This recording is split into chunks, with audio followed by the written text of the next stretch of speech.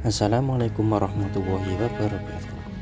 Pada kali ini saya Wildan Nuraiz akan menerangkan tentang normativitas dan historitas dalam studi Islam.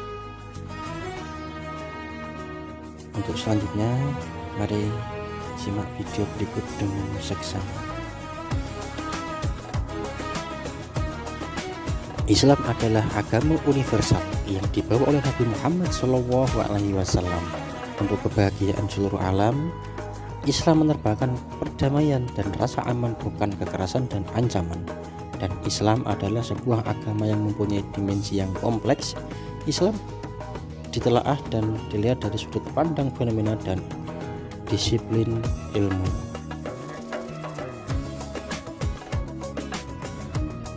Dengan demikian, di dalam mempelajari dan menelaah diharapkan ekstra hati-hati sehingga tidak akan menimbulkan pemahaman yang keliru dan kurang pas, supaya tidak terjadi hal demikian, untuk saling bersinergi, saling memperkaya wawasan, dan agar tidak merasa ada ancaman dari suatu terhadap yang lain, maka konsep tasamuh atau toleransi mutlak dikedepankan di dalam Islam.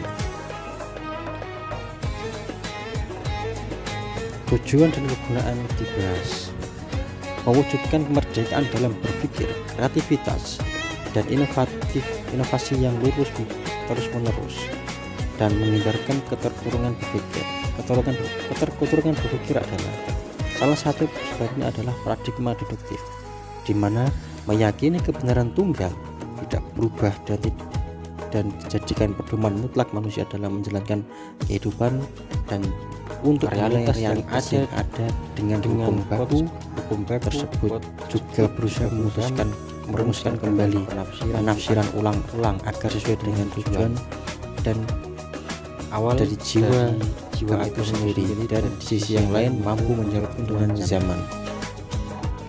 Untuk urutan pembahasan, berikut urutan pembahasan. Yang pertama, pengertian normativitas.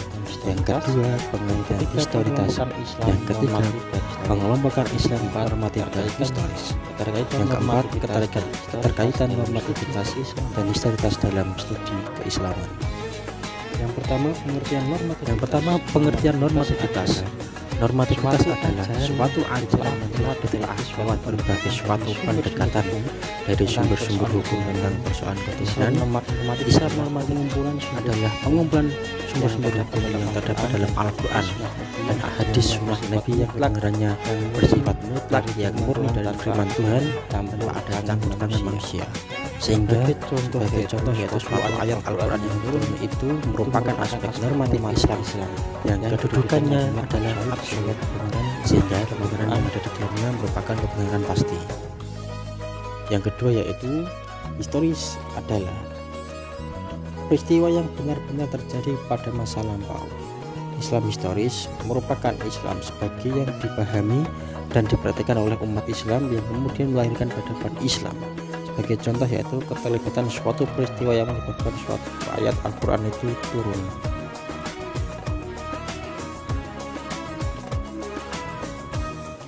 Yang ketiga, pengelompokan Islam normatif dan historis. Yang pertama yaitu nas atau prinsip normatif universal. Yang kedua, nas praktis temporal. Yang pertama yaitu nas prinsip atau normatif universal, yaitu prinsip-prinsip yang di dalam aplikasinya sebagai telah diformatkan atau dikeluarkan dalam nas praktis di masa pewahyuan ketika Nabi masih hidup.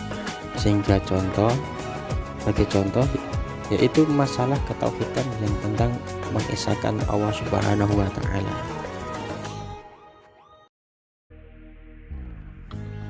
Yang kedua, nas praktis temporal, yaitu nas yang turun diwahyukan untuk menjawab secara langsung terhadap persoalan-persoalan yang dihadapkan masyarakat Muslim Arab ketika pewahyuan. Pada kelompok ini pula dapat menjadi fenomena sosial atau Islam aplikatif atau Islam praktis. Untuk selanjutnya yaitu keterkaitan normativitas dan keterkaitan historitas. Keterkaitan normativitas dan historitas dalam studi keislaman. Normatif dan historis memang sangat berkaitan dan tidak dapat dipisahkan, karena normatif berisi tentang masalah ketuhanan dan historis berisi nilai kesejarahan, di mana semua sejarah Islam adalah kehendak Allah Subhanahu wa Ta'ala. Inti dari keterikatan antara normatif dan historitas adalah semua ilmu pengetahuan baik agama maupun umum bersumber dari Al-Quran dan hadis Nabi. Sekian dari saya, apabila kekurangan dalam video ini saya minta maaf sebesar-besarnya. Akhirul kalam, assalamualaikum warahmatullahi wabarakatuh.